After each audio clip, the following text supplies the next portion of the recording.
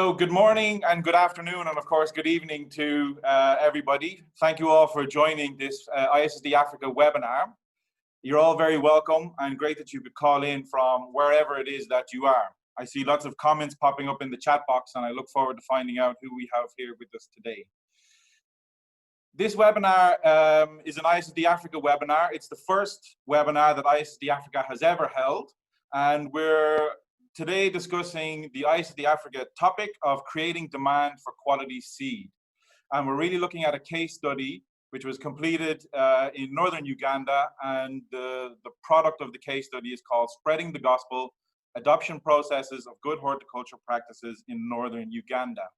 And today's webinar is really going to focus on some of the key insights, the key learning from this case study, what that means for a more systemic approach to creating demand for quality seed. My name is James Mulcairns. I'm an advisor on knowledge co-creation for Wageningen University and Research. But today I have my ISSD Africa hat on. I'm a learning and communication advisor for ISSD Africa, and I will be more of the facilitator and process pusher for this webinar today. I'm joined by a panel of 3 different experts. First up is Marja Thijssen, a colleague of mine here from Wageningen. Marja is an advisor on plant genetic resources and seed systems, and is also the coordinator for ISSD Africa. We're very happy that Marja can be here today. Many of you will have seen in the invitation that Gareth Borman, another colleague of ours, was due to be here in the panel, but unfortunately that's not possible. So Marja, thank you for being able to step up today at short notice. I'm also very happy to welcome Annette Kiza, who's the Knowledge Transfer Manager for East West Seed in Uganda. Annette was a major driving force during the case study. And of course, East West Seed's work in Uganda is, in principle, one of the reasons we're here today. I'm also joined by Joost Gout, an advisor on inclusive agri-markets here at Wageningen University. And Joost is the author of the case study. So Joost will be able to take us through some of the scope and the key insights that he discovered during the case study. So welcome to all 3 of you. And we'll hear from each in just a few moments. A little bit about what's going to happen in this 1-hour session. As I said, we're going to have a short introduction from each of the panel that will finish with a bit of an overview of the case study itself. Marja will then lead a panel discussion. We have collected some questions to help us there. And if we have time at the end, we will collect some questions from the audience. Many people have already submitted questions in the registration process. Thank you to those of you who have done so. I can't guarantee that we're going to have time to get to questions, but please rest assured, any unanswered questions will be dealt with after the webinar. And we'll talk a little bit later about that. On a more process side, only the panelists have their microphones enabled, likewise with cameras. Any questions you might have, please put them in the chat. And this is about the content, but also technical issues. If you can't hear, if you're having any kind of technical challenges, we'll try and deal with those as we go. As I said, unanswered questions, we will be sharing a report and some more minutes after this event, and you can find your questions answered there. And of course, we are recording this webinar, and a link to the online recording will be shared as well. For many of you, despite the fact we're all more online at the moment, this might be your first time attending a Zoom webinar. What I would recommend is to have a look at side-by-side mode. Now, on the top of your screen, you can see the view options. And if you look at that picture, you'll see an option there for side-by-side mode. What that will allow you to do is to take a look at my screen where the slides are hosted, but also the speaker as well to see who's talking. We do have to be wary of connectivity, so don't be too surprised or disappointed if any of the speakers might turn off their camera to help with bandwidth as we go.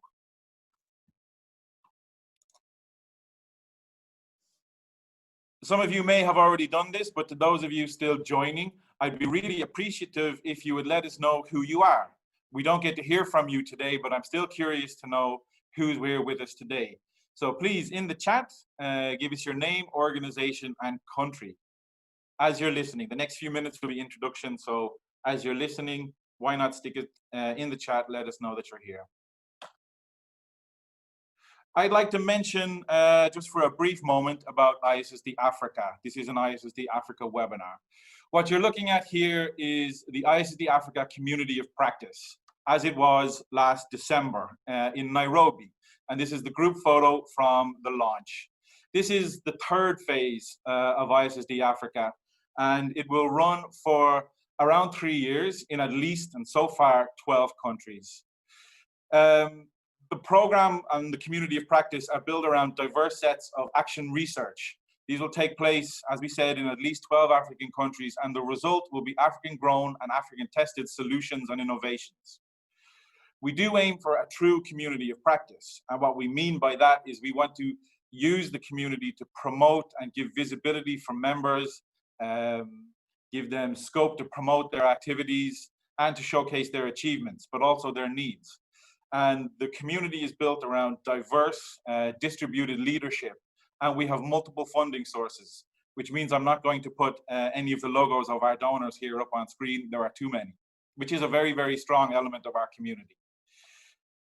We aim at a structure of co-creation. The program's activities reach much more than the members of the community of practice. We have very distant partner networks that we use. But the community and the events and processes allows for joint experimentation, exchange, and sharing. And happily, so far, we see a lot of mixing across the action plans, different topics working with each other. And a key aim of our community is to support the embedding, the adoption of the insights, the innovations, the learning and solutions that we come together and we discover in the community. And in a way, that's what this webinar is looking at. Adoption of innovation, uptake of best practices. This is really a key aim for ISSD Africa. Now, our community is structured around 8 distinct topics. What you see here is the list of those topics. I'm not going to go through. Please also note the link to our website at the bottom of this slide. You'll find much more information there about ISSD Africa than I need to share. Here you see the logos of all of our partners. These are the lead partners with different constellations of partners taking a lead role for each topic. Today, we're looking at topic 7. This is creating demand for quality seed. And Maria is going to now take us through what quality seed this topic. And Maria, I hope that you could introduce yourself, a little bit about this topic, and a little bit about the rationale for this case study as well. Maria, over to you. Okay, thank you very much, James. So my name is Maria Thijssen. I work at Wageningen University and Research. I'm based in the Netherlands, and I'm also involved in the international management unit of the ISSD Africa Community of Practice. James mentioned already the 7 topics, of which creating demand for quality seed is one of them. So for decades, billions of dollars have been invested in the development of new varieties. Similarly, also in the establishment of public structures to produce quality seed of these varieties, as well as support to the private sector to produce seed of these varieties, so good quality seed. But still, what you see in Africa is that variety adoption rates are very low. And also seed replacement rates, so farmers buying fresh, high quality seeds after having multiplied it for a few generations themselves, so these seed replacement rates are very low.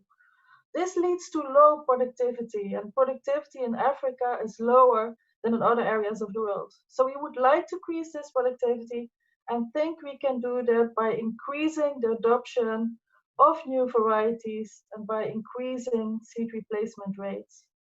So in this topic, creating demand for quality seed, we look at it from 2 different angles.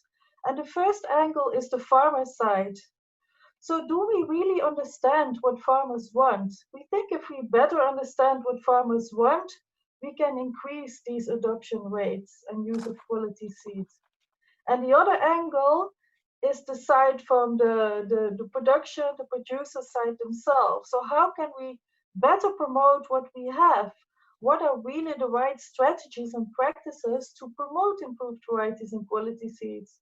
Because we often hear that farmers also don't know what is out there. So these two different angles to the topics. Um, Wageningen is also involved in a seed program in Uganda. And in Uganda, we work with a number of international vegetable seed companies. And East West Seed is one of them. And with these companies, we developed a modality to promote high quality vegetable seeds. And the modality uh, works together with farmers not to only expose them to these seeds and these varieties, but also to provide them with the horticultural skills to really produce a high quality product and to increase their yields. And in that sense, increase farmers' income. So this is a justification for the investment in the quite expensive high quality seeds. So when we worked with East West Seeds, and we worked with them now for a number of years, we were really surprised about the enthusiasm of farmers in the northern part of Uganda. We saw quite high adoption rate of these practices and of quality seeds. And we were really wondering, what are the key factors for this success? And could we repeat this approach, scale this approach to other areas, to other countries? Is it scalable to other commodities than vegetables? So that is why we started this case study. And thank you very much for joining us in this webinar today. Thank you. Great, Maria, thank you very much. And yeah, great. I just remind you to mute yourself. We'll now jump over to Annette Kieser from East West Seed. Now, Annette, I'm wondering if you could just take a few minutes to introduce yourself, the work of East West Seed, your knowledge transfer activities in northern Uganda. And I might just remind you to unmute your microphone for us.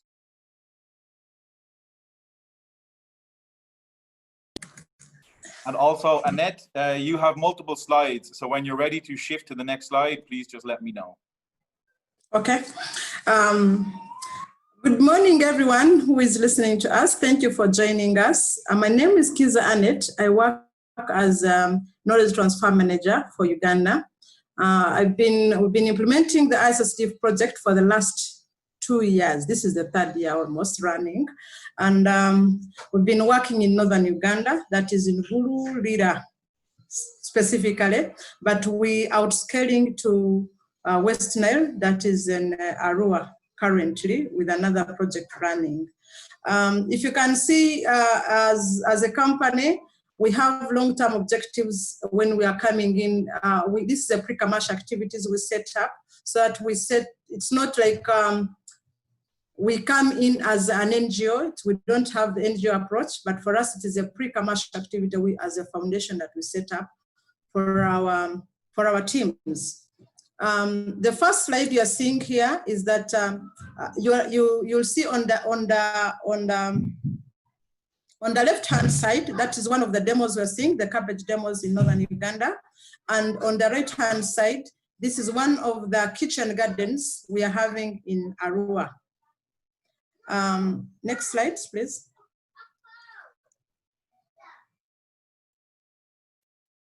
Next slide. Yeah, please. We have.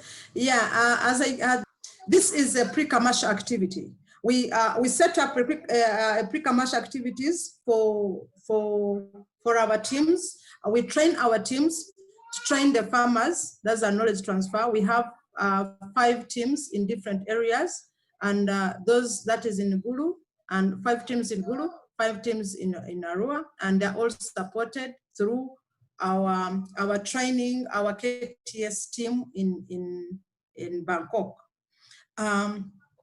We look at when you look at our approach, is that we look at it as I may say that this is a foundation. This is a non-profit making organization, but it is a foundation under East West Seed, a seed company which is a breeder in Netherlands. What do we do? One of our objectives, what we do is that we set up pre-commercial farming training through independent and non-profit foundation, sharing open knowledge on profitable and sustainable production practices. I think you can see from the picture around here, you are seeing that our teams are now working alongside the farmers, showing them different practices like raised beds, which they did not have, they did not know, fertilization, which they did not know at the beginning. And if you looked closely, Northern Uganda is one of the areas which in Uganda, in the context of Uganda, is one of the areas people never used of fearing of anything to do with vegetables. For them, it's like, this is a I may say, it was affected by war for the last 18 years, they were in the camp. By the time they came in, they were now growing other perennial crops rather than vegetable growing. But of recent, we've seen a lot of growth rising from one demo site, which we set one demo site, and we train around 25 farmers. But out of 25 farmers, we are realizing that there is a lot of multiple changes which we did not even anticipate to come in, but we are seeing them coming in. When you look at this, is that this is a win-win situation, whereby for us, we are training the farmers free of charge. So when you train the farmers in the long term, in the long run, they're able now to make selection of the varieties. We are not emphasizing that you come and buy East-West varieties. It's up to them to make a choice, but what we need is that what is in front of us is the knowledge. We make sure that the people know what to do, and with the knowledge they're having, they can make a choice. So win-win, higher income for farmers and better environment for company to grow future markets. Also, driving the development of competitive agro-input markets. The agro-input markets, you realize that Northern Uganda, nobody would love to invest in a place where the low purchasing power is, they have low purchasing power. But we are realizing right now that most of the sales are coming from Northern Uganda. Why? Because people they have knowledge, and now they can make choices. Next slide, please.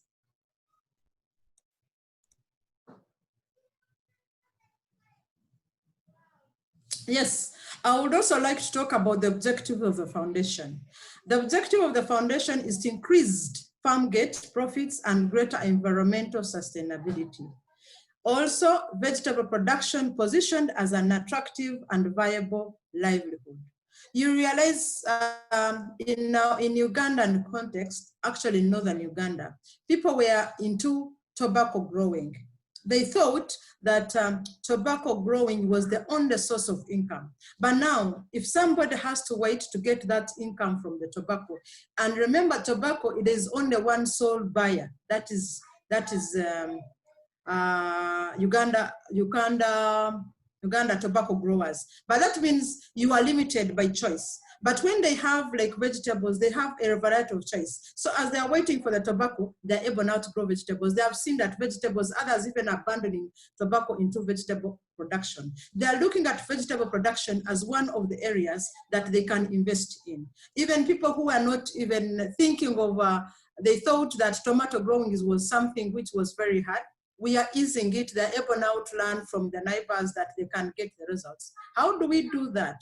We make sure we get information. We gather information with them. For example, if I'm giving them, I'm not giving them every item we give them, we record it. So if I'm giving you the seeds, if we are buying the seeds, we record it. How much is it? If we are buying fertilizers, we record it. If we are buying other inputs, we record it. Then at the end of the day, you are able to determine the return on investment. So some people, they have been able to realize that the person who was taking vegetable as not a viable project is able to buy a motorcycle within one season.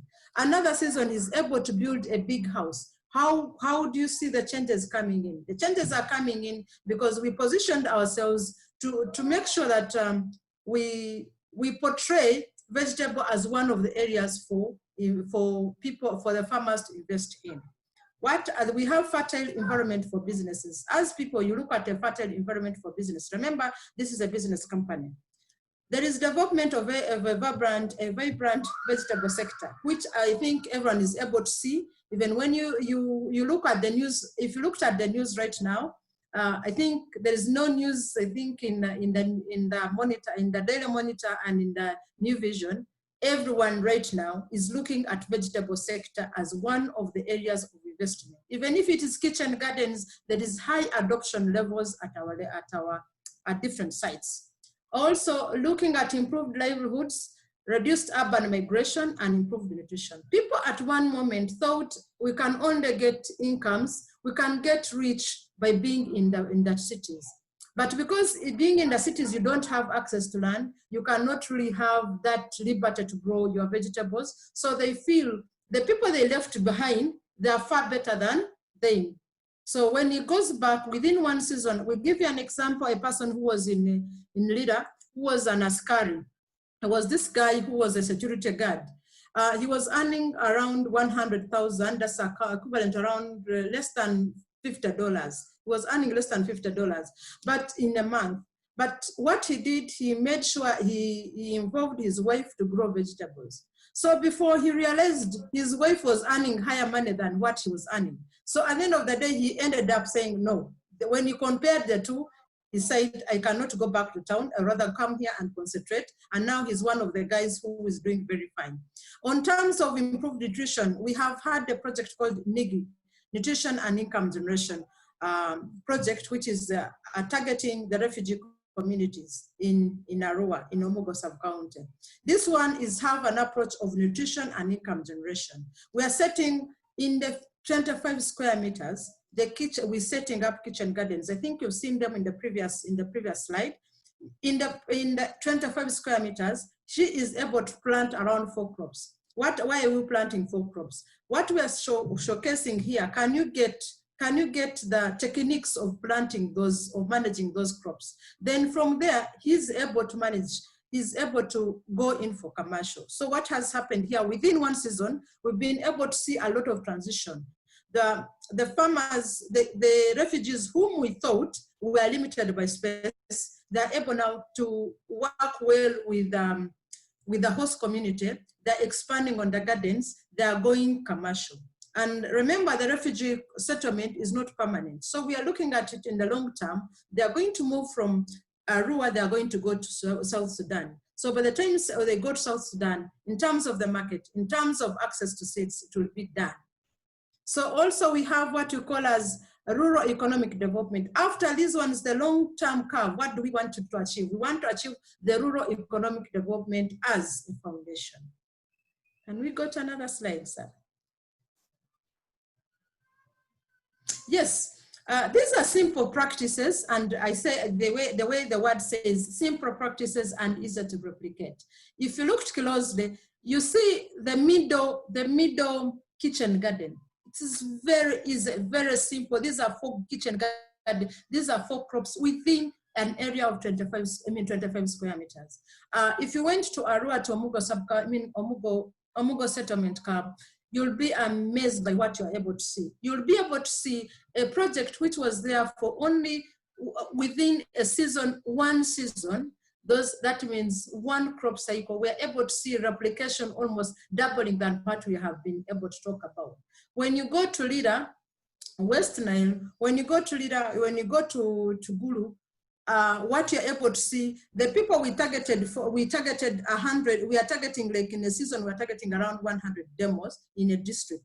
But we're able to see so many demos that are so many replication along the way. People don't replicate everything.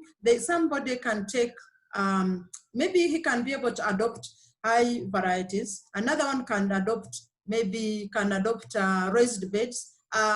Another one can adopt trellising. So it depends on the adoption levels. Adoption is at different levels, but we are realizing adoption is very, very high. They are using raised beds right now. They have realized that they're using even raised beds not only for vegetables, that they're applying them to other crops like, let's say, they're now growing maize in raised beds, which was never to be there. So this already indicates that we are already going. Annette, maybe I'm sorry to push you. Could you wrap up in about 2 minutes tops, please? Okay. I would request maybe my colleague Elijah, if he's around, I think he's around, he could also give me a wrap up on what I've said. I don't think Elijah has the ability. Let me try and find Elijah. Okay. Maybe if we have time at the end, Elijah might be able to add a few words. Okay. Elijah's not Okay, currently on the fine. panel. Okay, fine. In short, to wrap up what we've said is that this is like, for me, it's like a dream coming true. What we went for, we have gained from what we went for. We went in as transferring knowledge, but we are seeing now more than what transferring knowledge. We are now seeing a lot of replication going away along the way. Thank you very much. Fantastic. Thanks a lot, Annette. I'm sorry indeed to push you. I think I and many people could have listened to you for the rest of our time together, but indeed we need to push on. Joost, I would now like to invite you to spend just a few minutes to introduce yourself and talk about some of your experiences with this case study and perhaps touch on some of the major insights or any insights you want to mention. So Joost, over to yourself. Great. Thank you, James. And Annette, you demonstrated exactly the enthusiasm, the complete conviction with which everybody was talking about vegetable production and about the whole process that we consistently heard and enjoyed when we were visitors to the wonderful work that's going on in the north of Uganda, which is also indeed why we refer to it as spreading the gospel, because everyone was talking about this as this is a new lease on life for many people. I'll take 3 slides and 4 minutes to talk this through. We do case studies where we basically connect to what Mario was describing about how, and James was describing about the purpose of ISSD Africa. How do you learn more effectively from all the wonderful initiatives that are out there? How do you take them out of the hidden spaces or the anecdote spaces and actually make them understandable, fact-based, fun to look at, interesting to look at, and inspiring and informative? So we follow a process which is outlined on the slide there to generate something which we feel is worthy of the evidence base that also a university like Wageningen demands, but also does justice to the narratives and the anecdotes that build up that story. So that's what actually, so that is to give the indication that behind the case study of the North Uganda situation, there is a lot of evidence to back up what is being said. It's not just people telling wishful thinking, but also demonstrated thinking. Next slide, please. The key question that we actually came across was what, as Mario said, was how are farmers being reached and why are they responding apparently so enthusiastically to that, to the context and the information that they're receiving. So in that sense, we were very much more on an exploratory basis. And a fundamental part of that is the multidimensional way in which essentially a whole system of information sharing and of farmer support is being created. So in contrast to a single technical assistance program where there is a one-off program at a single farm, at a single farmer level, there's a whole system of interconnected supporting activities that both that provide the information from multiple angles, that provide the repetition that is also necessary for people to be learning. I mean, I certainly need to be told things 10 times before I understand them. And I think a lot of people also need that as well as ensuring that there is that they are able to have access to the kinds of resources to actually follow up on what they're learning. At the end of the day, for all these farmers, horticulture is a super high risk activity. The experience that Elijah can tell from, for example, Tanzania, 1 in 5 crops can fail or does fail. So that that is something that does need to be taken into consideration. If you do it, you need to do it really, really well and very consistently. And the idea of a system means, and next slide, please, is that you're also creating a more systemic approach to doing things, so that there is the foundation being laid that the effects of this work can consolidate and can spread through the foundations that are being laid in situ. Now, if we look at, as we looked at where the kind of influences that are coming out of this, and I'll be done in 30 seconds or so, we're seeing that a fundamental aspect is that people are really changing the way they're looking at horticulture. And there's a sense of, okay, there is hope. I can actually make a change. And what I am doing is actually having effect. So that hope and self-respect is a very big, it's very evident in all conversations and a very big drive for people to be doing things. A number of other things that we're seeing, that there's beginning systemic change. Farmers are being very much more at the center of the equation. Agri-input dealers are thinking, what do farmers need rather than what do I need to sell? Knowledge officers are saying, what are the questions rather than what do I need to tell, etc. There is also, there's a new way of thinking about horticulture. So it's horticulture 2.0, which is effective. And there's an emergent interaction between businesses and NGOs, or with in other situations around businesses being able to work with other parties to ensure that both the drive and the technical expertise can combine with the social connections and the scale and the capacity that is offered by other partners. Thank you. Thank you very much, Joost. Very concise and very interesting also. I'm particularly fond of this model. It's not one I'm acutely familiar with at the moment. Okay, what we're going to do now is we're going to shift into a panel discussion. Maria, I'm going to pass over to you momentarily, and Maria is going to take us through some of these questions that we've collected both from panelists, questions we've heard about the case study, and from yourselves as participants here in this webinar. To do that, and there's no elegant way to do this, I'm going to stop sharing my screen and I'm going to switch presentations. There's going to be some silent videos and images which you can look at while we're listening to the panel discussion. I do hope that as time progresses, we find better ways to make these switchovers a little bit more elegant. Now I do need to share my screen again. So Maria, over to you to take us through for the next 25 minutes or so. Okay, thank you very much, James. And thank you very much, Kiza, Annette, and Joost, for your inspiring stories and the enthusiasm with which you share these stories. Annette, you mentioned already that northern Uganda is traditionally not a vegetable growing area, but still the uptake of the horticultural practices that you train the people in is very high. And also people are enthusiastic not only about these practices, but also of the varieties, the new varieties that they are exposed to. So what makes that uptake so high? And I saw in the comments section that somebody had a question also saying, well, I have seen that with varieties that farmers know, but here you deal with a new crop and you deal with new varieties. So what makes this uptake so high?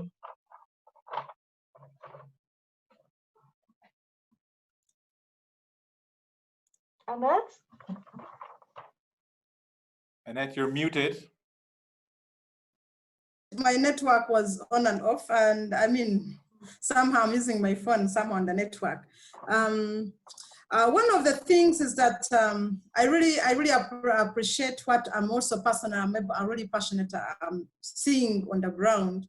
One of the things I think why we get the positive changes, it's because we are not saying that we are yet there. We are not yet there. We are still nurturing the changes. The changes are, we are still in the process. We are still yet not mature, but this is, remember, this was a project for only 2 years. And the 2 years, you cannot say how you cannot have a long-term impact. But assuming that we have an extension of a project for more years, what would happen? So we are nurturing still these changes which are coming alongside the way. And also we are also able to see there's there's a lot of farmer training. There's a lot of farmer whereby a lead farmer, people are learning from each other.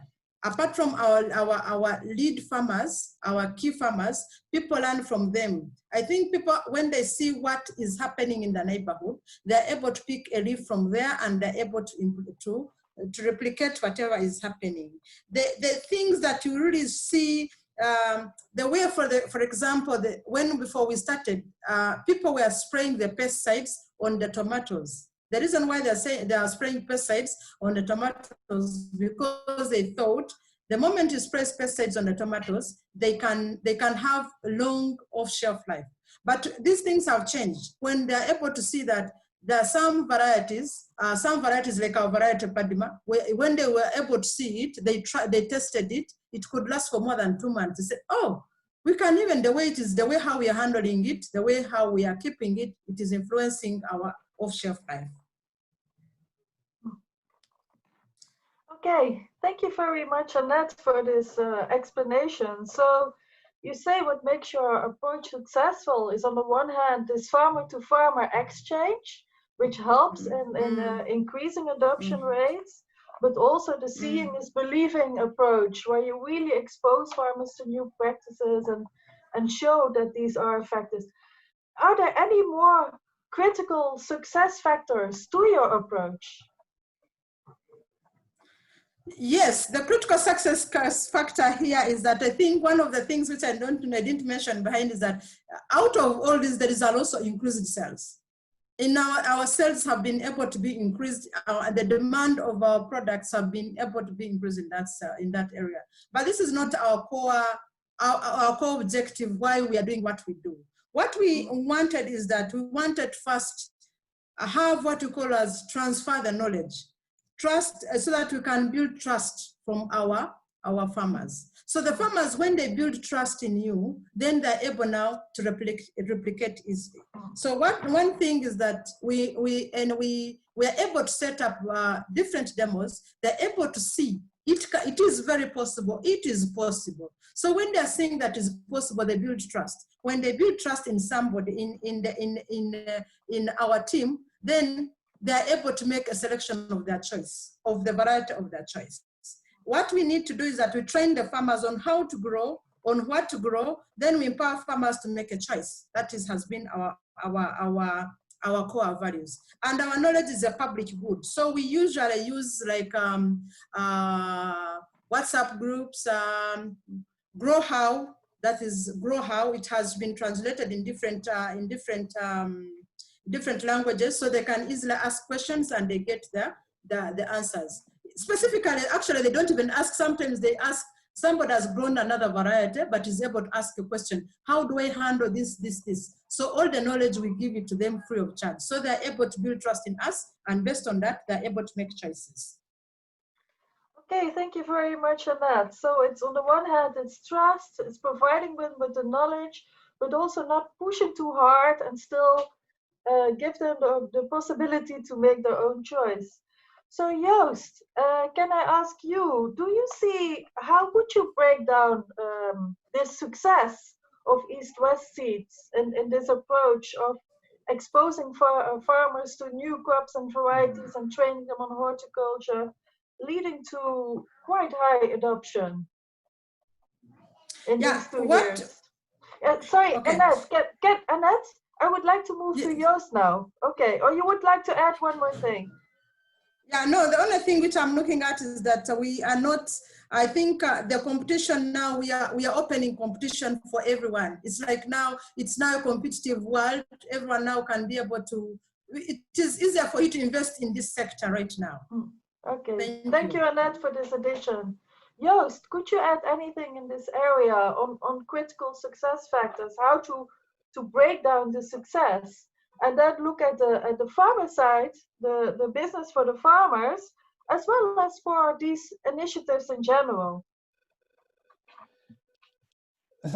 I would add, beyond what Annette said, because I think Annette covered a number of indeed essential dimensions of the success, I would add 3 other dimensions.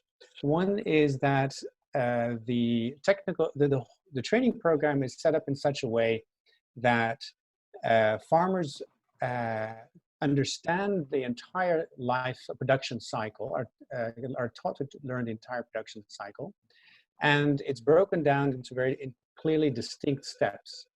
Within those different steps, there are a number of things that are easy to adopt, and we see from the figures that there's a very high adoption rate among farmers of easy to adopt things such as creating raised beds, such as using different new kinds of trellising.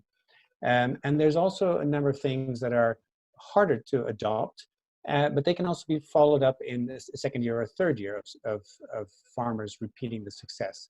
And those have to do more with more precision aspects of production, such as the way that fertilizer is used or the way that specific pesticides are used. Together, of course, it's the whole TA, but it gives the opportunity for farmers to step in immediately without having to adopt an entire package, and they can grow into it. The second aspect of it is of a success of beyond the trust and the knowledge. Connecting to that really is, in this particular case, is also a real willingness to share. And everybody seemed, there was a drive for everyone to be sharing their success and explaining their success to others. And I think it also demonstrates that sharing is in everybody's benefit, that holding your knowledge to yourself or trying to corner a tiny market is not in your own self-interest and in nobody's interest. So that willingness to share at all levels and continuously sharing is also critical. The third part of it, I think, of a case success factor is actually ensuring that there is that availability of everything that is being promoted. So there's availability of access to knowledge, there's availability of the kinds of quality of seed and the kinds of inputs and technologies that are simple technologies that do make sure that the horticulture goes from a hit and happy-go-lucky hit or miss kind of a thing to a well-informed professional activity that everyone can actually adopt. Okay, thank you very much, Joost. So there have to be different issues in place to make this successful. I saw one question in the comment section, and maybe that's hard to answer or impossible to answer, but I would still like to ask to Annette. Somebody asked, what is most important? Is it actually access to the knowledge, or is it actually access to the seed and the varieties? Could you answer that question, or is it a very difficult one? Please unmute yourself, yes. Okay, for me, one thing from the experience I've had in Northern Uganda, it's one thing I really emphasize is the access to knowledge. Why? Because the moment somebody, even if we have seen Uganda, like several NGOs have been giving seeds to the communities, but what happens? These seeds have not yet been able to get results. So the question is that it is about the variety, it's about the techniques. Okay. That's a short and concise answer. Then there was also a question like, okay, you produce a good horticultural crop, but how, and you have this very intensive knowledge trajectory through the whole horticultural cycle, but how to go from there? So when you have the product, how, is there always a market available for the product, or does that automatically happen? And maybe Joost can give an answer to that.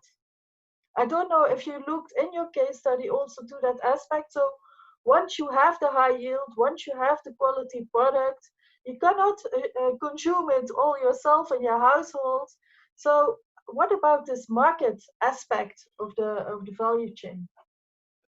Well, let me take a first start, and I think Annette can build on that. We certainly did talk to a number of traders as part of the case study, and what we also noticed there was that a couple of things. First of all, the traders that we spoke to for different kinds of crops do prefer to be able to source more locally rather than having to go farther. There's a lot less risk to it. They can control the supplies and the quality better. And of course, there's a lot less cost to it. So all of them would prefer that. Now, this region, due to in the past also things like bacterial wilt and tomato mosaic virus, had developed a reputation as an area which did not was not a source of horticulture crops. With the growth of this program, we noticed that a number of traders were starting to say, hey, we can actually start now thinking about both asking for the production and the kind of volumes that we need, or trying to source them from people spontaneously. So there was starting to become a shift in people rethinking about sourcing locally rather than going to the east of Uganda or further southwest, much further away and at much higher cost. At this particular moment, the market, except certainly in the rainy season for tomatoes, where it could be saturated, on the whole is very undersupplied. So in terms of oversupply, that's not yet an issue. Towards the future and other regions, I think that's obviously a different consideration. Okay, thank you, Joost. Okay, Annette, you said, well, our project was 2 years and initial results are very positive, but what is really needed to sustain the results achieved so far? Right now, we need, I think, a combined effort. Right now, that's why we're coming on board to showcase what we've already done. It's like a drop in the ocean. The demand is still high. As we talk right now, we're trying to do the project, but if you can see how many people right now are scrambling for our demos amid this COVID time right now, people are risking their lives. They are taking up, they have no any other source. If you can look at no any other source of income apart from vegetables right now. They're seeing vegetables the only way to go. So if we close the project right now, the way how it is, I think there is a lot of yearning demand. So we need other stakeholders to join hands. We need to join hands and see how we can proceed from where we've stopped right now. So additional support needed. So Joost, can I ask you the same question? So what is really needed to sustain these initial positive results?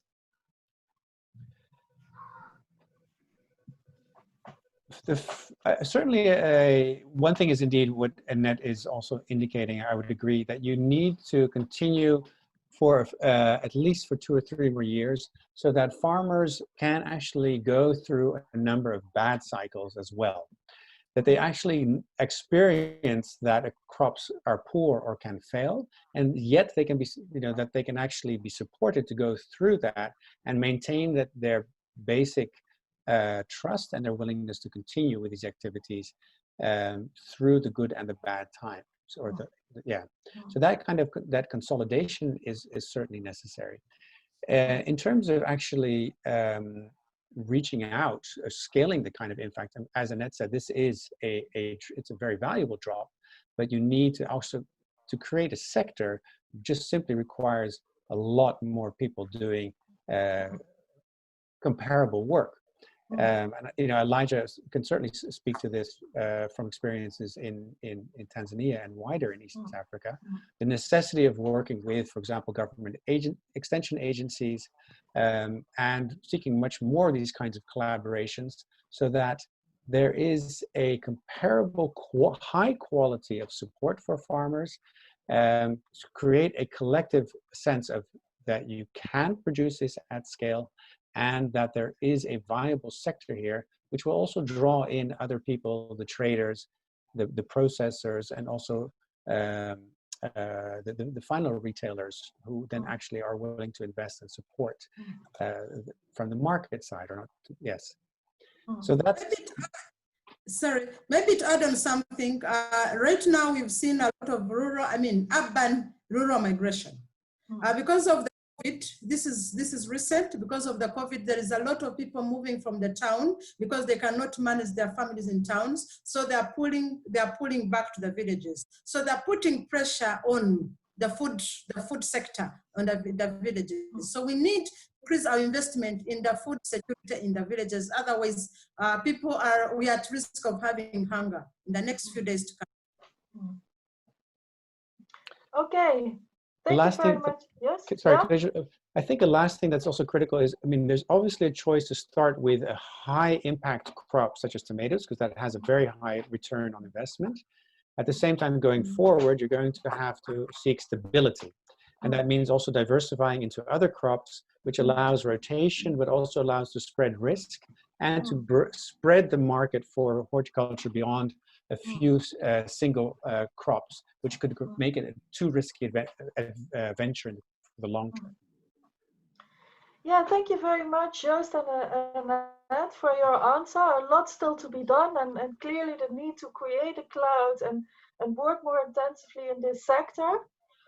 Joost, you also mentioned return on investment for the farmer, and maybe it's good to start with tomato, which is a highly valuable crop.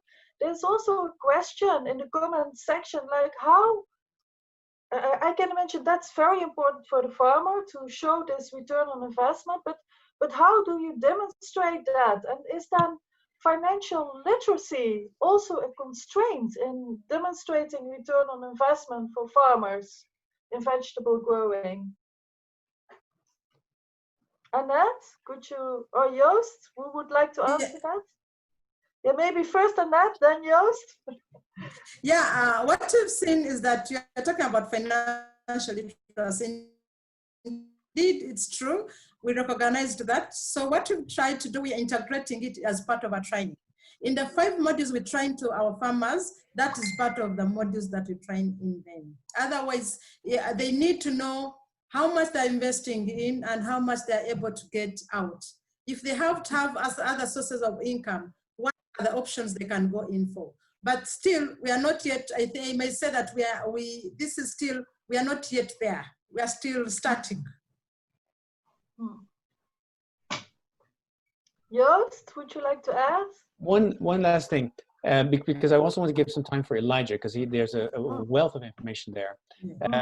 I don't think at the startup that financial literacy is a critical bottleneck. Going towards a long run, yes, it's an essential skill, but farmers literally, we saw people building houses from the profits made on that season's crop. And I mean, that's the kind of obvious demonstration of profitability that everybody sees, and that therefore for everybody demonstrates the potential of this. Going forward, you need indeed to add that, you know, as part of professionalizing, you certainly need to add that. Okay, thank you very much, Joost. I'm looking now at also James. I think we have to stop the discussion because we want to hand over the floor to Elijah also. But still, I would also like to, Elijah, like in his comments and wrap up, what advice does he have for other seed companies in horticulture, maybe other crops in this area? So how can they grow their market in emerging economies? So Elijah, I would really appreciate if you address that issue also in your final comments. And we only have 1 hour. There's a lot of interesting discussion in the chat, but so I see. I thank the audience. I thank all of the participants really for engagement. But yeah, now I have to hand over to James. So thank you very much. Marja, Joost, and Annette, thank you very much for your contribution to that discussion. It was very informative, and I echo what Marja is saying. I think we could have planned for a 2-hour webinar almost. There's so much rich questions to go through in the chat. But indeed, I'd like to hand over to Elijah for a little bit of a wrap-up and any additions he feels are based on the discussion. And after that, I will close. So Elijah, maybe you could very quickly in 1 to 2 minutes, just introduce yourself and address perhaps that advice that Marja has pointed to you for. Okay, you're hearing me? Yes, loud and clear. Yes, I'm Elijah Mwashenyi. I'm the head of East-West Seed Knowledge Transfer in Africa. At the moment, we are currently operating in Uganda, Tanzania, and Nigeria, and looking forward to expanding to other countries. But to answer the question, advice to other companies, there are many things I can actually say, but let me just say, any company that goes into a similar initiative like this with knowledge transfer has to go into it without looking at direct sales. Because once you do that, you lose the plot. It's something that one looks at for the long term. Then the company has to realize that it takes time to build that that development, that productivity, those higher yields, those that better access to markets, that better access to agro inputs. It takes some time for that to happen, and so any comment that goes into it has to go into it for the long haul. Let me also add the fact that from the experience that you've heard from my colleague Annette, from the experience that we've had in Tanzania and what we're experiencing in Nigeria now, and even what we're experiencing in the Asian countries that we are working in. Knowledge transfer is a good long-term strategy of empowering the rural communities to improve their livelihoods and incomes, and for sustainability of the vegetable sector. It is something that many people are not excited to do, basically because it's more or less a public service. However, we've been fortunate to find partners like ISSD. We've joined hands with us so that together we can support farmers. We continue to seek such like-minded partners. Thank you. Elijah, thank you very much. Short and to the point. I do look at the clock now, and as agreed, we're going to wrap up momentarily. So I'm going to share a different screen. Please, again, bear with me.